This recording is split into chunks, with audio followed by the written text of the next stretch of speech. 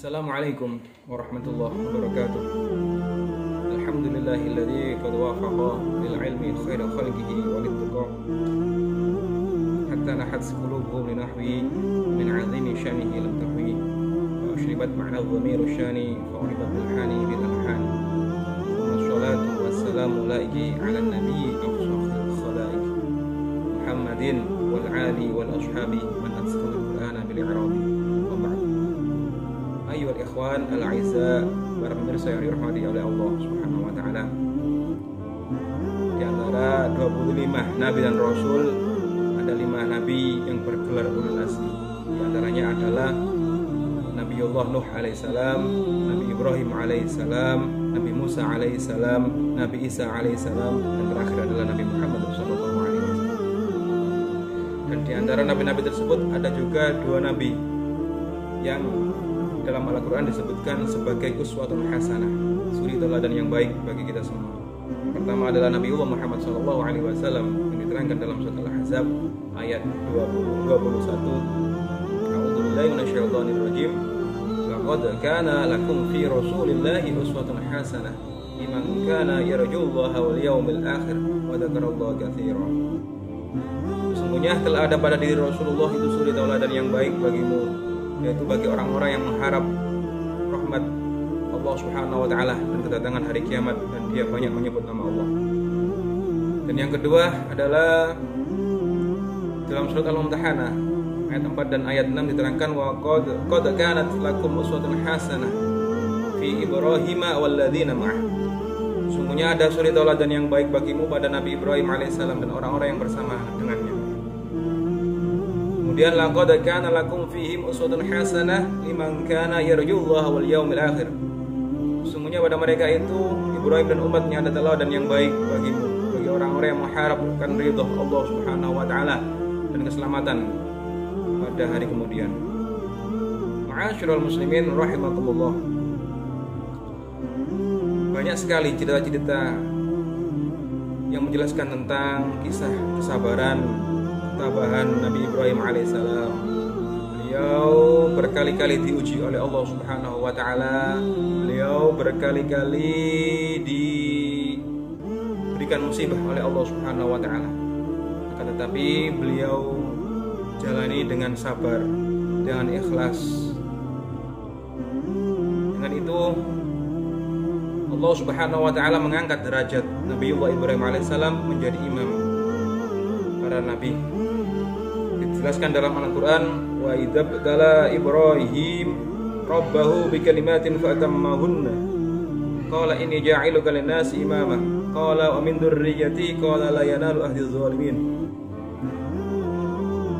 Ayat ini menjelaskan tentang Ibrahim bagaimana diberikan oleh Allah perintah dan larangan, diuji oleh Allah beberapa perintah dari Allah, sampai beliau yang terkenal dengan cerita menyembelih Nabi Ismail alaihissalam. Lalu Ibrahim selalu menunaikannya, dan setiap selalu perintah oleh Allah selalu ditunaikan oleh Nabi Ibrahim alaihissalam. Kemudian Allah berfirman, sungguhnya aku akan menjadikan kamu sebagai imam bagi seluruh manusia. Ibrahim berkata, dan saya mohon ya Allah juga dari keturunanku. Allah berfirman, benar, tapi janjiku tidak berlaku bagi orang-orang yang zalim. Ayyuhal ikhwan al-a'izza, para pemirsa yang dirahmati oleh Allah. Semakin tinggi suatu pohon, itu semakin banyak angin yang menerpa. Begitu pula layangan. Semakin tinggi layangan itu akan terbang, semakin tinggi pula, semakin besar pula angin yang menerpanya. Begitu juga manusia. Semakin dekat dengan Allah kedudukannya, semakin besar pula ujian yang akan ditempuhnya. Ujian para nabi, ujian para salihun, ujian para wali, dan ujian kita semua manusia biasa ini berbeda. Asyaddun nas bala'ul anbiya, thumma salihun, thumma al-amthal fal-amthal. Berat-beratnya cobaan manusia, yang pertama adalah cobaannya para nabi. Kemudian yang kedua adalah cobaannya as-salihun, cobaannya para orang-orang soleh. Kemudian tsummal amsal fal amsal. Kemudian cobaannya orang-orang yang semisal dengan mereka atau sepadan dengan mereka. Diterangkan dalam hadis lain, asyaddun nasi bala'ul anbiya tsummal amsal fal amsal. Yubtala ar-rajulu ala hasabi dinihi. Fa in kana diruhu sulaban ishtadda bala'uhu wa in kana fi dinihi riqatan yubtuliya ala hasabi dinihi. Manusia yang paling dahsyat cobaannya di sisi Allah adalah para anbiya, kemudian para orang-orang yang serupa, lalu orang-orang yang diuji menurut ukuran agamanya ala hasabi dini. Fa in kana dinuhu sulaban ishtadda bala'u. Jika ukuran agamanya itu kuat, keimanannya itu kuat, maka cobaannya pun dahsyat. Wa in kana fi dinihi riqatun ubtuliya ala hasabi dini. Dan jika agamanya itu lemah, maka ia diuji menurut agamanya. Ayyuhal ikhwan alal aizza. Cobaan itu bukan berarti kita dibenci oleh Allah. Bukan kita itu tidak dihiraukan oleh Allah. Akan tetapi paling tidak ada 3 perkara hal yang datangnya musibah itu ada apa dengan musibah tersebut. Yang pertama, kenapa kita diuji oleh Allah? Karena ketika Allah itu mencintai suatu kaum, maka Allah akan mengujinya. Berdasarkan hadis, idza ahabballahu qauman ibtalahum. Ketika Allah mencintai suatu kaum, maka Allah akan menguji mereka. Dan yang kedua adalah dengan adanya ujian tersebut, hidup kita akan menjadi lebih bersabar, membuat diri kita semakin bersabar. Berdasarkan firman Allah, waja'alna ba'dukum li ba'din fitnah atasbiruna wa kana rabbuka basira. Artinya bahwa Allah memberikan ujian itu ingin melatih kebiasaan kita agar belajar bersabar. Dan yang ketiga, melatih kita untuk belajar bersyukur. Hal ini dijelaskan dalam ayat wa itta'adzana rabbukum la in syakartum la azidannakum wa la in kafartum inna 'adzabi lasyadid. Kadang kita lupa, kita diberikan oleh Allah nikmat, diberikan oleh Allah kesehatan, diberikan oleh Allah kenikmatan, diberikan oleh Allah jabatan, diberikan oleh Allah pekerjaan yang layak. Akan tetapi kita lupa bersyukur, menggunakan hal-hal tersebut untuk tidak di jalan Allah, selain di jalan Allah. Atau yang parah lagi adalah istidraj. Seorang yang diberikan oleh Allah nikmat, jabatan, kesehatan, harta melimpah, tapi tidak dia gunakan untuk jalan kepada Allah.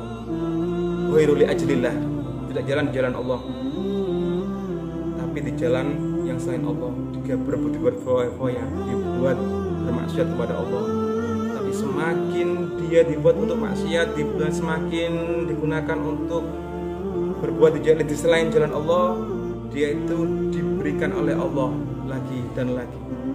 Sanastadrijum min haitsu la ya'lamun wa umli, diberikan lagi dan lagi dan lagi, sehingga dia semakin terjerumus kepada jurang kemaksiatan, kepada jurang berdosa, jurang penuh dosa, sehingga dia lupa akan Allah dan jauh dari Allah. Ma'asyiral ikhwan al-a'izzah, para pemirsa yang dirahmati oleh Allah. Dari cerita Nabi Ibrahim alaihissalam ada beberapa yang kita bisa teladani. Yang pertama, dalam ketakwaan dan kecintaannya kepada Allah Subhanahu wa taala, Nabi Ibrahim cintanya melebihi kepada lainnya. Nabi bersabda, "Salatun man kunna fihi wajada bihinna halawatul iman. Man kana Allahu wa rasuluhu ahabbu ilaihi mimma siwahuma. Wa yuhibba al-mar'u la yuhibbuhu illa lillah. Ay ya'uda fil kuffar ba'da an qadahu Allahu minhu kama yukrahu ay yanqadahu Allahu fin nar." Ada 3 perkara. Apabila perkara tersebut ada pada diri seseorang, maka ia akan mendapatkan manisnya iman. Yang pertama yaitu barang siapa yang Allah dan Rasulnya lebih ia cintai daripada selain keduanya. Dan yang kedua, la yuhibbu wa ayyuhibba al-mar'u la yuhibbuhu illa lillah. Apabila ia mencintai seseorang, ia hanya mencintainya karena Allah. Dan yang ketiga adalah ia benci untuk kembali kepada kekufuran setelah Allah menyelamatkannya, sebagaimana ia benci untuk dilemparkan ke dalam neraka. Teladan yang kedua, berprasangka baik dan taat kepada Allah Subhanahu wa taala. Salah satu kisah Nabi Ibrahim alaihissalam yang banyak diingat oleh umat manusia adalah perintah untuk menyembelih anaknya, Nabi Ismail alaihissalam. Ayah mana yang tega membunuh anaknya sendiri, menyembelih anaknya sendiri? Namun karena beliau Nabi Ibrahim alaihissalam berprasangka yang baik kepada Allah, ia menuruti perintah Allah. Di situ Nabi Ibrahim alaihissalam percaya bahwa perintah Allah Subhanahu wa taala memiliki tujuan yang baik. Benar saja, meski dengan berat hati Nabi Ibrahim kemudian menyembelih anaknya, sehingga Allah Subhanahu wa taala selanjutnya menggantikan Nabi Ismail alaihissalam dengan seekor domba yang besar. Ayyuhal ikhwan al-aizza, yang ketiga, dalam hari kita teladani Nabi Ibrahim dengan mencita-citakan dan bersyukur, berikhtiar dengan mengorientasikan pikiran hati kita, perilaku kita ke depan membangun negeri dengan belajar, semangat belajar yang tinggi, rajin belajar, supaya negeri yang membosankan ini penduduknya beriman, bertakwa kepada Allah dan berakhlak mulia, negeri yang makmur, diridhai oleh Allah Subhanahu wa taala. Ayyuhal ikhwan al-aizza, untuk mewujudkan cita-cita kita menjadi orang yang sukses, itu ada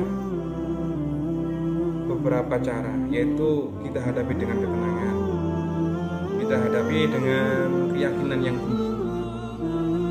Untuk mendapatkannya, berikhtiar, berusaha dan berdoa kepada Allah Subhanahu wa taala.